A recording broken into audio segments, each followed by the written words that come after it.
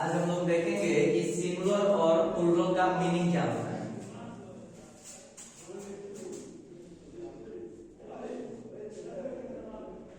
Singular vice versa plural.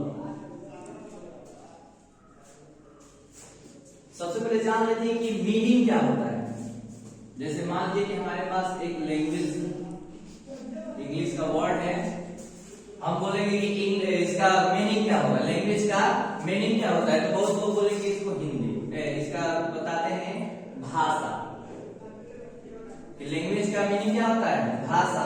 लेकिन actual में जो भाषा जो बोलने का काम किया जाता है, ये होता क्या है, हिंदी मीनिंग होता है। इसका क्या होता है, हिंदी मीनिंग। फिर सवाल ये उठता है कि इसका मीनिंग फिर क्या है।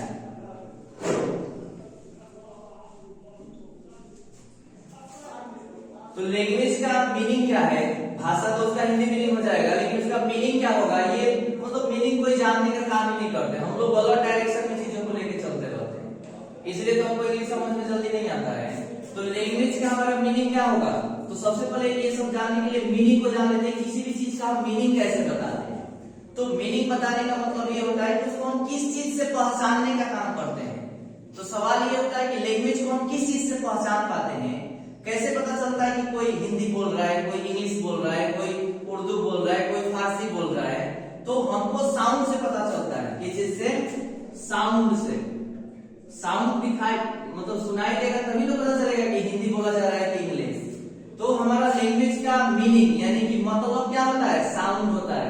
और ये जो भाषा हम बोलने का काम करते हैं वो क्या होता है, हिंदी मीनिंग होता है लैंग्वेज का। ठीक है, तो वही हम जाने कि सिंगुलर का मीनिंग क्या होता है और प्लूरल का मीनिंग क्या होता है। तो जैसे बोला जाएगा सिंगुलर का मीनिंग क्या होगा, तो बहुत लोग बताते हैं एक वचन। प्लूरल का मीनिंग क्या होगा, बहुवचन। आज हम लोग जानेंगे कि उसका मीनिंग है क्या। तो इसको जानने के लिए सबसे पहले हम काउंटेबल और अनकाउंटेबल को जानते हैं। काउंटेबल और एक हमारे पास डाटा आता है अनकाउंटेबल। काउंटेबल का मतलब क्या होता है, तो वो लोग बोलेंगे जिसको गिना जा सकता है। ठीक है, अगणनीय संख्या बोलने का काम किया जाता है। तो एक्चुअल में वो उसका हिंदी मीनिंग है। हम क्या पूछ रहे हैं, काउंटेबल का मीनिंग क्या होता है। तो काउंटेबल का मीनिंग होता है क्या, जिसका काउंटिंग पॉसिबल हो, जिसका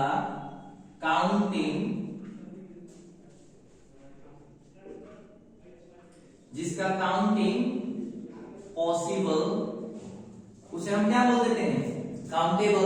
अब सवाल ये होता है कि काउंटिंग कैसे किया जाता है, काउंटिंग होता कैसे है।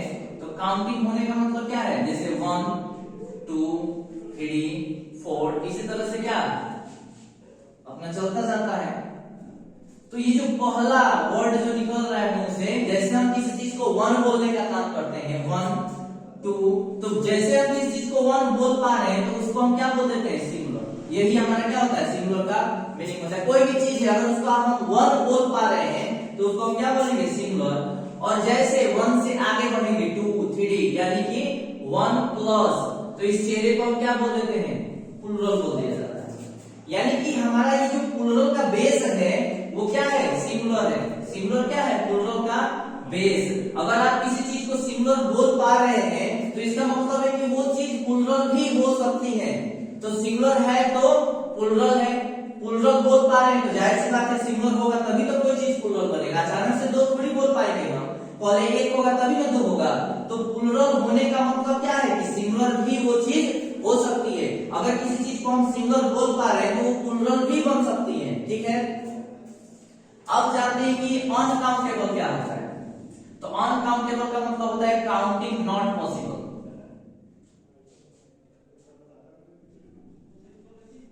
काउंटिंग नॉट पॉसिबल यानी कि जिस चीज का काउंटिंग पॉसिबल नहीं है। तो जब काउंटिंग पॉसिबल ही नहीं है तो हम 1 2 3 ऐसे करके कुछ बोल ही नहीं पाएंगे उसको। और जब ये नहीं हो सकता है तो सिंगुलर का कोई मतलब ही नहीं बनता है, प्लूरल होने का कोई चांस ही नहीं है। जब कोई चीज सिंगुलर ही नहीं है तो प्लूरल कैसे बन जाएगी। अब सवाल ये होता है कि फिर होता क्या है, सिंगुलर तो होगा नहीं, प्लूरल तो होता नहीं है। सबको पता है नाउन या तो सिंगुलर होगा नहीं तो प्लूरल होता है। इस दोनों चेहरे को हम क्या बोल सकते हैं, नाउन बोलेंगे। अगर कोई चीज काउंटेबल है तो उसको नाउन बोल सकते हैं, अनकाउंटेबल है उसको भी हम क्या बोल देंगे, नाउन बोल देंगे।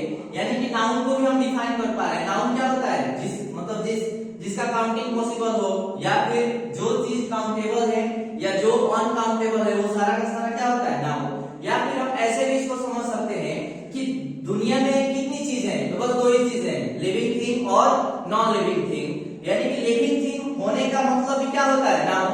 अगर किसी चीज को हम समझ पा रहे हैं कि वो चीज क्या है, लिविंग थिंग है, तो हम उसको समझ जाएंगे कि नाउन है। अगर कोई चीज नॉन लिविंग थिंग है तब भी हम क्या समझ पाएंगे कि वो नाउन है। समझ पाए? तो हमारा ये अनकाउंटेबल नाउन तो ना सिंगुलर हुआ ना प्लूरल हुआ, फिर ये होगा क्या, तो इसको हम सिंगुलर मान लेते हैं। इसको क्या माना जाता है, सिंगुलर माना जाता है। ये सिंगुलर होता नहीं है, मानने में और होने में बहुत फर्क होता है।